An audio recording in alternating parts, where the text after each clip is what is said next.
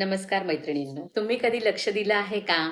काही घरांमध्ये प्रवेश करताच मन शांत होतं, तर काही घरांमध्ये गेल्यावर नकळतच अस्वस्थ वाटायला लागतं. कारण फक्त घराचा आकार नसतो, कारण फक्त महागडं फर्निचरही नसतं. खरा फरक पडतो तो त्या घरात असलेल्या पसाऱ्यामुळे. आपल्या घरात जितका जास्त अनावश्यक पसारा असतो, तितकाच आपल्या मनावरही त्याचा परिणाम होत असतो. आणि म्हणूनच आज आपण बोलणार आहोत, तर स्वच्छ आणि नीटनेटके ठेवल्याने आपल्या आयुष्यामध्ये कोणकोणते सकारात्मक बदल होतात आणि का? डिक्लटरिंग म्हणजे फक्त वस्तू काढून टाकणे नसून स्वतःला हलकं करण्याचा प्रवास आहे. चला तर सुरुवात करूया. पहिली गोष्ट म्हणजे पसारा हा फक्त घरात नसतो, तर तो मनातही जमा होत असतो. आपण अनेकदा म्हणतो, आज काही काम करायची इच्छा नाही, मन शांत नाही किंवा सतत ताण जाणवतो. यामागे अनेक कारणं असू शकतात. पण घरातील पसारा हेही एक मोठं कारण असू शकतं. जेव्हा प्रत्येक टेबलावर वस्तूंचा ढीग असतो, कपाट उघडलं की कपडे बाहेर पडतात आणि स्वयंपाकघरामध्ये प्रत्येक वस्तू जर शोधावी लागत असेल, तेव्हा आपल्या मेंदूला सतत असं वाटत राहतं की अजून खूप काम बाकी आहे. म्हणूनच स्वच्छ घर म्हणजे फक्त सुंदर घर नाही, तर ते शांत मनाचंही प्रतीक आहे. दुसरा पॉइंट म्हणजे वेळ वाचतो. कधी कधी वेळेला चावी सापडत नाही, कधी चष्मा सापडत नाही, कधी एखादं महत्वाचं बिल सापडत नाही.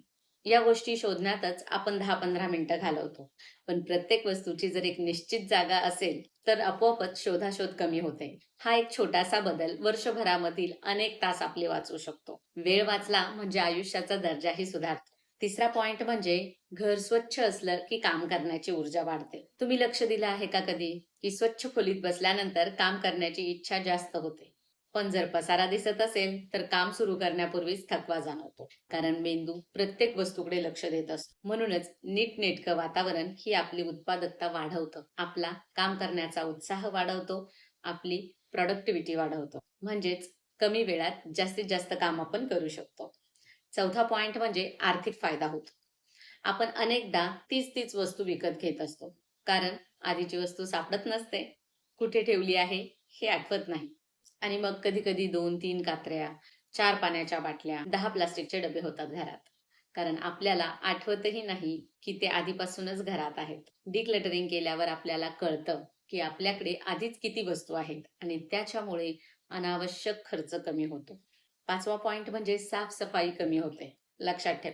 जास्त वस्तू म्हणजे जास्त धूळ, जास्त धूळ म्हणजे जास्त साफसफाई. मैत्रिणींनो, जेव्हा घरामध्ये फक्त आवश्यक वस्तू असतात, तेव्हा रोजची साफसफाई खूप सोपी होते आणि आपल्याला घर स्वच्छ ठेवण्यासाठी तासनतास लागत नाहीत. कारण या सगळ्या गोष्टी मीही फेस करते. मीही एक गृहिणी आहे. रोज उठून तीच तीच कामं सारखी सारखी करत राहणं, याचा कंटाळा येतो. त्याच त्याच गोष्टी करून आपण थकूनही जातो. म्हणूनच त्याच्यावर काही ना काही मार्ग, त्याच्यावर काही ना काही उपाय हा शोधलाच पाहिजे. ही आपली सगळ्यांची गरज आहे. 6वा पॉइंट म्हणजे नातेसंबंधांवरही परिणाम होतो. लहान-लहान गोष्टींमुळे घरामध्ये वाद होतात. ही वस्तू इथे कोणी ठेवली? इतका पसारा का केला? अशा छोट्या गोष्टी हळू-हळू मोठ्या भांडणाचं कारण बनतात. पण जर घर नीटनेटकं असेल, तर तणावही कमी होतो. घरामध्ये अधिक शांत वातावरण तयार होतं. 7वा पॉइंट म्हणजे मुलांवर चांगला परिणाम होतो. मुलं आपण सांगतो ते कमी आणि आपण काय करतो ते जास्त शिकतात. जर त्यांनी रोज पाहिलं की प्रत्येक वस्तू वापरल्यानंतर तिच्या जाग्यावर ठेवली जाते, तर ती सवय त्यांच्यामध्ये आपोआपच तयार होते आणि शिस्त शिकवण्यासाठी मोठी-मोठी भाषणं देण्याची गरज राहत नाही. छोट्या-छोट्या सवयींमधूनच आपण त्यांना या गोष्टी शिकवू शकतो. 8वा पॉइंट म्हणजे कमी वस्तू, जास्त स्वातंत्र्य. आपण अनेक वस्तू कधीतरी उपयोगी पडतील म्हणून घरात जपून ठेवत असतो. पण वर्षानुवर्ष त्या तशाच पडून राहतात. त्या वस्तूंची आपण काळजी घेत असतो. पण त्या आपल्या आयुष्यामध्ये काहीही भर घालत नाही. पण जर वस्तू कमी असतील, तर त्यांची देखभालही कमी करावी लागेल आणि स्वतःसाठी वेळ जास्त मिळेल. पूर्वीच्या काळी एकत्र कुटुंब जास्त होती. एका कुटुंबामध्ये 15-20 लोकं असायची. त्याच्यामुळे जास्त भांडी लागायची, जास्त वस्तू लागायच्या, जास्त कपडे असायचे. परंतु आता बऱ्यापैकी सगळीकडे न्यूक्लिअर फॅमिलीज आहेत. बऱ्यापैकी सगळीकडे छोट्या फॅमिलीज आहेत. घरातील मेंबर्स कमी असतात. त्यामुळे आपल्याला आता जास्त वस्तूंची तितकी गरज पडत नाही. याचाही विचार करून आपण विनाकारण भरपूर गोष्टी साठवून ठेवण्याची काही गरज नाही. 9वा पॉइंट म्हणजे प्रत्येक वस्तू एक प्रश्न विचारते. मी इथे का आहे? माझा खरंच काही उपयोग होत आहे का? किंवा मी शेवटचा कधी वापरला गेलो? हा प्रश्न प्रत्येक वस्तूबद्दल स्वतःला विचारा. उत्तर मिळेल की घरामध्ये किती अनावश्यक सामान आहे. 10वा पॉइंट म्हणजे डिक्लटरिंग, म्हणजे आठवणी फेकून देणं नाही. अनेक लोकांना असं वाटतं की वस्तू काढून टाकल्या म्हणजे आठवणी संपल्या.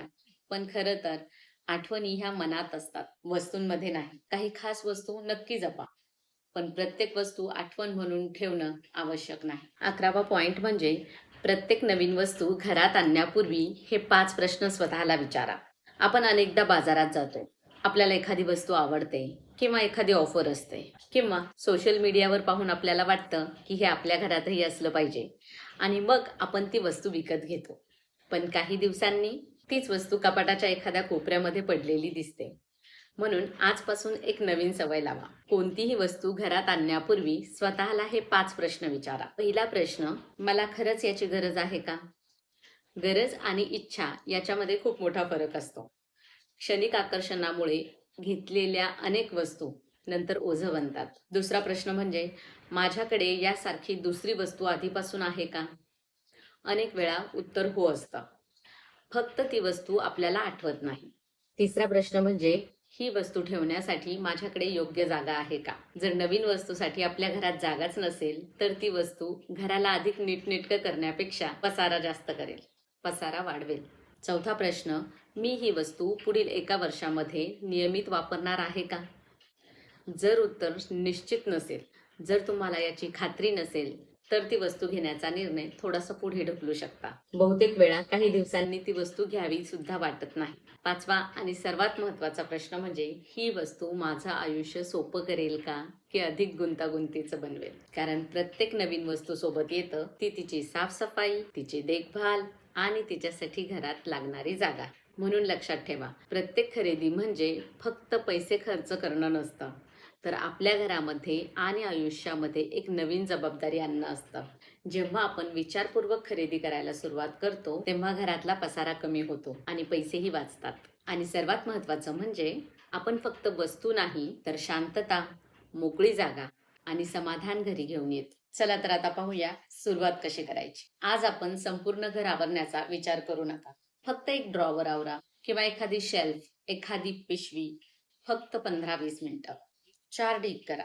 ठेवायच्या गोष्टी, दान करायच्या गोष्टी, पुनर्वापर करायच्या गोष्टी आणि टाकून द्यायच्या वस्तू. आज एक जागा झाली की उद्या दुसरी जागा.